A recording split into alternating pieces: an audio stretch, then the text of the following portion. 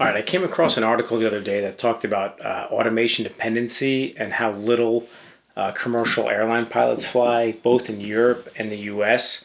And it actually said that in the US, US airlines are much larger advocates for hand flying the airplane, which is, I can agree that that is definitely something that I've noticed with the US airlines, is my airline especially, they promote clicking off the autopilot, clicking off the auto thrust, hand fly the airplane. Apparently, I guess European airlines are much more pro automation, and I don't know if that's because they're more pro single pilot or that's what they're gearing towards. But anyway, both studies, both the United States and in Europe, I think they said the average time a pilot spends hand flying an airplane is like 4 minutes or something like that. It was based on like a 6 month study in an Airbus. Whatever it was like 4 minutes, which I can attest is probably, it's actually higher than I thought it would be. So I figured I would just, make this video and kind of talk about automation dependency and how it bit me a few times. So I'm not going to sit here and do like an accident analysis or anything like that. There's plenty of YouTube channels that do that. But I'm going to talk about the situation that I put myself in, because I obviously was the one flying and I learned a lot from it. And obviously it was me that did it. So it's not third hand interpretation. It's me telling you exactly what I did and why I did it. And the other one came out in what's called our ASAP safety reports. So anytime you mess something up in an airline, and this is all airlines in the U.S., not just my airline, you can fill out an ASAP. And basically it's, hey, this is how I messed up. This is what I did. This is what I learned from it. And it's de-identified and it's sent out to the pilot group so that they can learn from the mistakes that others have made. And it's usually a really good training tool. And it also kind of helps you stay out of trouble with the FAA. So anyway, the first situation that I found myself in early on in my Airbus career, the thing about the Airbus before I get started is it's a great airplane. I love flying it. They say that it makes a poor pilot average and an average pilot poor. I don't really find that to be true, but there is a significant amount of automation with the airplane. And I myself, and I've found newer first officers who don't have a lot of time in the airplane, don't fully understand the automation in the airplane. And it's not really a fault of the first officers because, and a lot of people probably don't know this, but when you go through new hire training at an airline, and most airlines, it's kind of a fire hose approach, and you learn just enough to get out on the line to start flying. And that's actually when the real training begins. I know people love to hear that the training is actually taking place while you and your family are traveling to Disney World, but that's kind of just the way it is.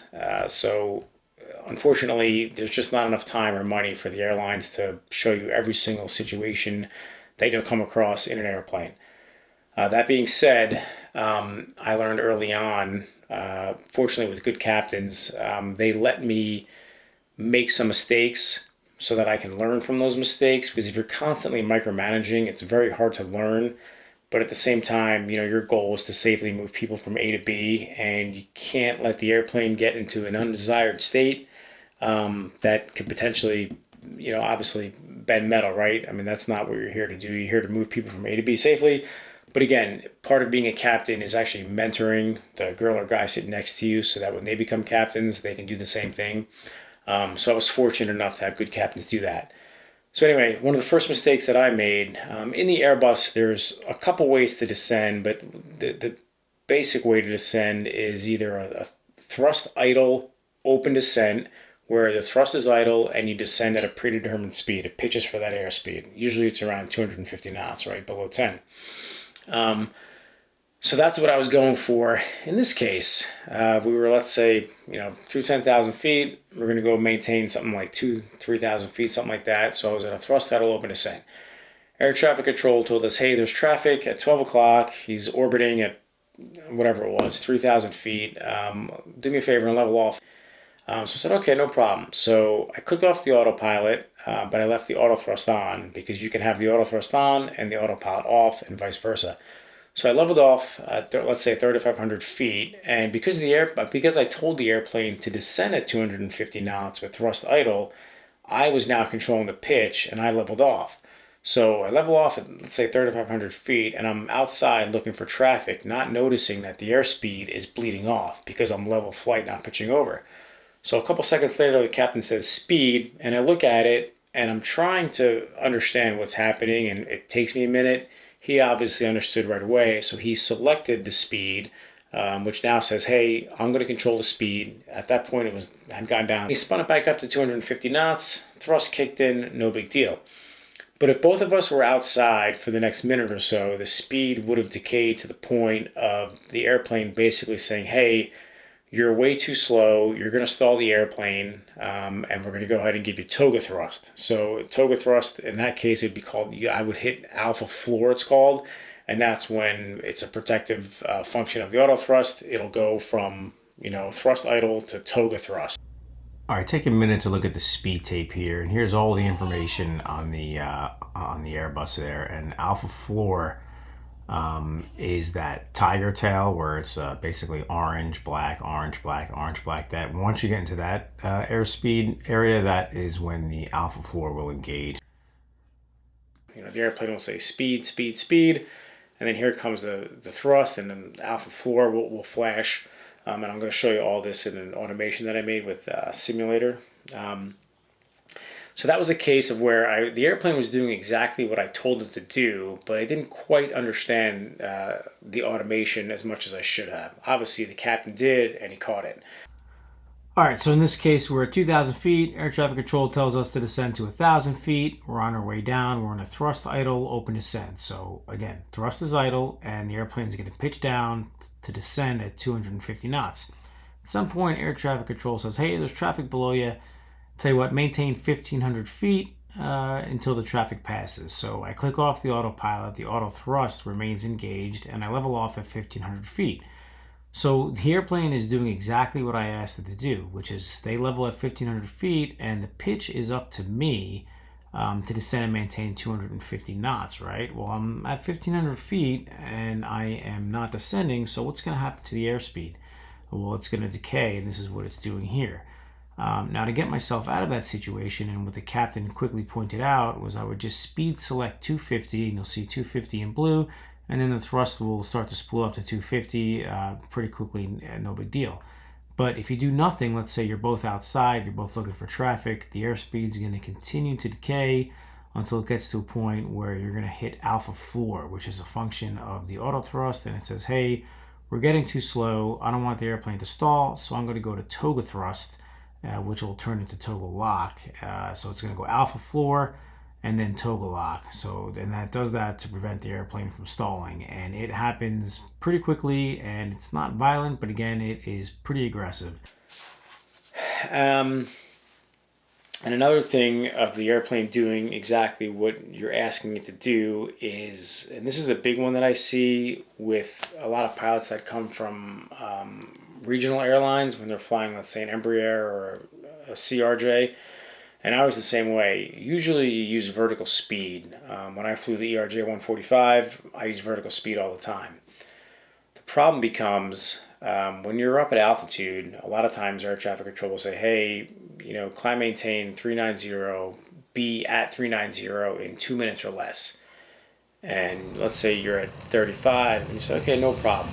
I'm going to vertical speed the airplane up 4,000 feet per minute." Well, the airplane is going to try to get you. The airplane is going to do 4,000 feet per minute, and it's not going to care what happens to the airspeed because the priority is vertical speed, not airspeed. And you'll spin up the vertical speed, and you'll see that the airspeed trajectory just goes straight down. And in a heavy airplane that high in the upper flight levels, there's really no amount of thrust that's going to get you out of a bad situation. So at that point, you would have to nose over aggressively and start to descend to regain that energy that you lost.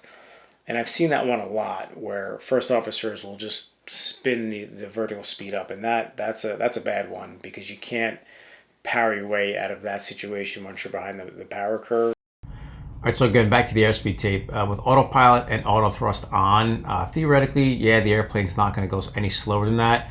But you hit some turbulence, you hit a gust of wind, and it's very possible that the airplane will go below that airspeed and you'll enter alpha prot. And more importantly, if you're up in the upper flight levels and you're that slow, there's just not enough thrust in the world that's going to get you out of that position. And that's certainly not where you want to be.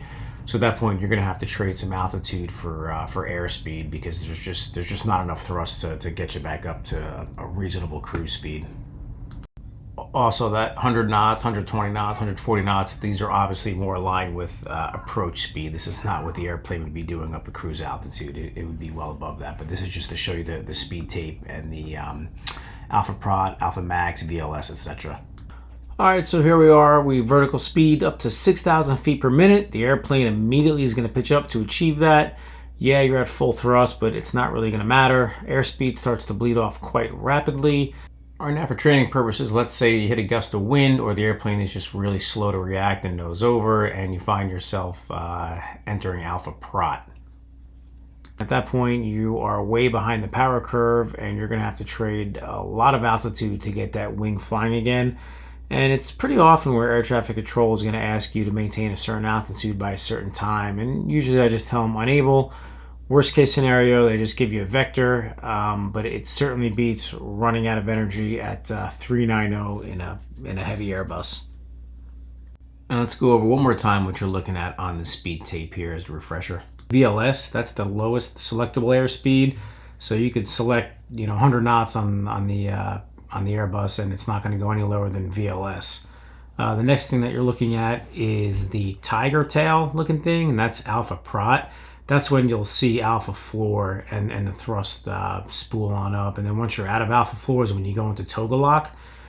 And the last thing you'll see all the way down at the bottom, that's alpha max. And that's when you exceed the critical angle of attack, where the airplane would actually stall. Another one that I've seen, and this one kind of made its way around our base, because it happened in our base, but it was also in the safety report. It's called FOQA. That's FOQA. It's Flight Operations Quality Assurance. What that does is it records everything that goes on in the airplane, and if you, let's say, blow a limitation, like put the flaps down 20 knots faster than the limitation, it'll ping and send a message down to your safety department, and I believe it sends it to Airbus as well. It basically keeps everyone honest, and if something happens or you do something in the airplane and you mess up, it's one of those situations where the company knows about it and they can call you up and say, hey, we saw what happened, let's talk about it. Maybe we have to go down for some retraining. But that information is then de-identified and sent out to the pilot group in via ASAP reports. This is kind of what FOQA would look like once they have it down there and they get all the information from the airplane. But one point is, it's not, you don't get a phone call from the company, you actually get a phone call from a union volunteer. So again, this is the case of the airplane doing exactly what you're asking it to do, but the law of, aerodynamics and physics have other plans. So in Atlantic City, you come out over the southern tip, and they'll usually give you direct to the final approach fix, clear for the visual approach. So normally you come in, you're at, let's say, 180 knots, flaps 2, wait for it to intercept, and then gear down, flaps 3, manage speed, which the auto thrust will go to the approach speed, flaps full, landing, no big deal. In this case, the crew got down to, I believe it was the altitude at the final approach fix, which was 16 or 1700 feet.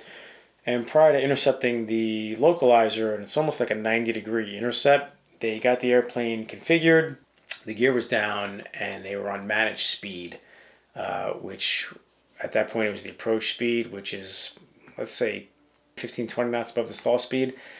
In any case, when the airplane intercepted the localizer, the autopilot intercepted the localizer, it banked the airplane, and when it banked the airplane, obviously what's going to happen is you load up the wing, and then it hits alpha floor, which is the auto thrust version of basically saving you from stalling the airplane via giving you toga power. So the airplane banked into, the airplane grabbed the localizer, banked, loaded up the wing, hit alpha floor. They went toga power with full flaps, gear down, and in the Airbus, it's not violent, but it is quite aggressive when you hit that toga power, and the FMA is flashing, and it's kind of asses and elbows, for lack of a better term, when that happens. I've only done it in the sim, and it's and it's coming, and it's kind of a cluster. But in real life, you're doing it, you're not expecting it to happen. It really kind of surprises you. So that's just another case of not quite understanding what the airplane is going to do, because the automation is doing exactly what you asked it to do, right? All right, so here's the airplane fully configured. So full flaps, gear down, on approach speed, level 1,700 feet, direct Priestley waiting to intercept on like a 90-degree angle for the visual, back it up by the ILS 31 into Atlantic City. The airplane intercepts, loads up the wing. The flight computers say, I don't like this, I don't want to stall. Auto thrust engages alpha floor, and then that's when the fun starts. The reason why I bring this up is because when I do flight reviews, I'll go with people that have airplanes that are pretty well equipped avionics wise, and I'll ask them, hey, what does this do? Whether it's flight level change or pitch, vertical speed, whatever the case, they don't quite understand what it does, or they're intimidated by it. And again, the autopilot and the automation shouldn't be a crutch. You should use it to reduce workload, because if you're single pilot IFR, God, that's priceless, right? But I would say the what's worse than not having it is having it and not knowing how to use it, or being too afraid to use it. So it's just one of those things where you want to make sure that you have an understanding of what your airplane is capable of doing, and make sure that you understand the system. I encourage anyone that maybe is coming up that wants to go fly airliners, don't be afraid to click off the autopilot and hand fly it. Your captains might look at you a little strange at first, but they'll appreciate it. And here's another reason why. A couple weeks ago, it was like, I think it was the third leg going into LaGuardia at night. You're tired. The weather was horrendous. It was close to minimums. It was windy. So we get assigned the ILS 4. Now, take a look at the approach plate for ILS 4 into LaGuardia and read the notes and see if you notice anything. Coupled approaches are not authorized, so you cannot use the autopilot to fly the ILS. And I know you're thinking, well, it's an ILS. It's as basic as it gets. It's as basic as it gets when you're first starting out as an instrument student in a 172, where you don't have the capability for the airplane to fly coupled approach. But when you are flying an Airbus or a Boeing, that's all you're doing 99.9% of the time, are just ILSs, and you're letting the autopilot capture it, fly it, and the last couple hundred feet you're clicking off the autopilot and you're landing the airplane. Why? Because it's easy, right? And it does a really nice job. But in this case, you can't do it. And I can promise you, when you're solid IMC, you're tired, and it's your third leg of the day, and the wind's howling, and it's a crosswind, flying that ILS to minimums at night is not as easy as you think. And if you haven't done it in 6 months and your last sim evaluation, it's going to be ugly, and it's going to be a lot more stressful than it needs to be. Again, this isn't everybody. There's a good mix of guys and girls that hand fly all the time, and it shows. And there's those that never hand fly, and you could tell not so much that they're poor stick and rudder, but you can kind of see the anxiety build when they have to hand fly, when you do like a circle to land where there's not an RNAV visual, or they come in and have to fly the ILS into LaGuardia. It's ugly. It's a mess, right? You learn by making mistakes. You're not going to learn anything if you never make mistakes, but you don't want to ever let the airplane get into an undesired aircraft state because you're trying to teach somebody that you can't do 250 knots to the marker. You're not going to be able to slow down enough. Do you want them to be unstable and then have to go around and have people late and burn all the extra gas? No. But do you want to kind of maybe let them get a little behind the airplane so that you can correct them and show them the mistakes that they're made? Yeah, I think that's a good part of being a captain and mentoring. It's raining here in Jersey. I figured I'd just talk a little bit about airline flying and kind of how it relates to general aviation flying, because if your path is towards the airlines, it's very rare that you'll be more proficient at hand flying in the airlines than you will be in your flight instructing days, because I promise you won't be. even if you hand fly a lot, I mean, the majority of your airline flying is just on the autopilot. But that doesn't mean that you can't be super efficient on understanding the ins and outs of the autopilot and knowing what the airplane is doing. Because there are times where you could tell the other guy or girl doesn't quite understand what the airplane is doing. An example of this will be, let's say you're at 30,000 feet and you have to cross a point at, let's say 10,000 feet, right? So in that case, you simple 3 to 1. You have to lose 20,000 feet, times it by 3, start 60 miles out, take your ground speed, divide it by 2, that's your vertical speed. But in the Airbus, you don't actually have to do that. You just, in the box, you put, 10,000 feet at this fix. The airplane tells you the top of descent. And for the most part, it does a pretty good job. But what happens is sometimes air traffic control will, hey, slow down to 250 and still make that restriction. So you'll kind of see it, they'll look over, and they'll kind of start to stress. And you'll see them, the airplane will be descending at 280 knots, and barber pulls up at like 340. So you're in open descent, the airplane's at 280, and they're like, hey, tell air traffic control that we're not going to make it. And it's like, well, hang on a second. There's no speed restriction. You have the spoilers full out, but you're also at 280 knots. Why don't you spin it up to 340 knots and watch how quickly you descend thrust idle at 340 knots. You'll probably get close to 10,000 feet per minute. So again, it's just one of those things that comes with experience, but you do see it where it's like they don't quite understand. And I know it seems really simple, but I can promise you when you first get on the Airbus, some of these things aren't that obvious.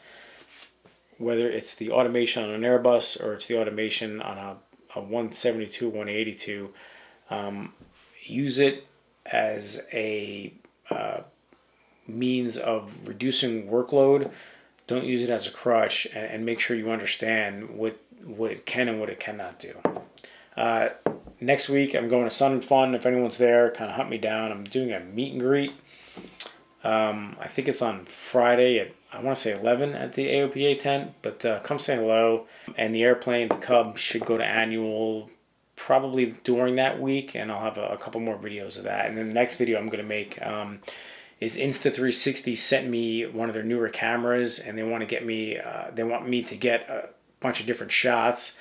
So I'll kind of show you guys how I go about doing that, and I'll show you the shot list that they want me to get, and then I'll record that and kind of show you guys how I do that. You might find it interesting, you might not, but I'm going to show you anyway. All right, that's all I got. Take care.